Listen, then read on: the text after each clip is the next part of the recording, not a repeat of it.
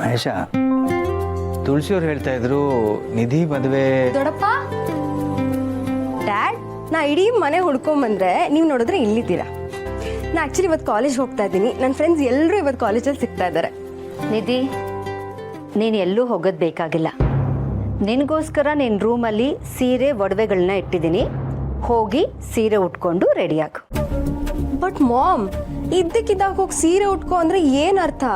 ಹೇಳ್ದೆ ತಾನೆ, ನೀನು ಹೋಗಿ ರೆಡಿ ಆಗು ಬೇಬಿ. ನಿನ್ನ ಸೀರೆಲಿ ಎಷ್ಟು ಮುದ್ದಾಗಿ ಕಾಣಿಸ್ತೀಯ ಅಂತ ನಾನು ನೋಡಬೇಕು. ನಿನಗೋಸ್ಕರ ನಾನೇ ಖುದ್ದಾಗಿ ಸೀರೆನ ಸೆಲೆಕ್ಟ್ ಮಾಡಿ ತಂದಿದ್ದೀನಿ. ಸೀರೆ ಉಟ್ಕೊಂಡು ಒಳ್ಳೊಳ್ಳೆ ಒಡವೆಗಳನ್ನ ಇಟ್ಟಿದ್ದೀನಿ. ಅದನ್ನೆಲ್ಲ ಹಾಕ್ಕೊಂಡು ನೀನು ರೆಡಿ ಆಗು, ನಾನು ಬರ್ತೀನಿ. ಬಟ್ ಮಾಮ್, ಹೋಗು ಅನ್ನಲ್ಲ.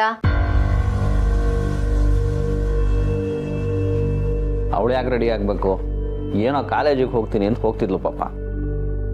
ಅವಳನ್ನ ನೋಡೋಕ್ಕೆ ಇವತ್ತು ಗಂಡಿನ ಕಡೆಯವರು ಬರ್ತಿದ್ದಾರೆ.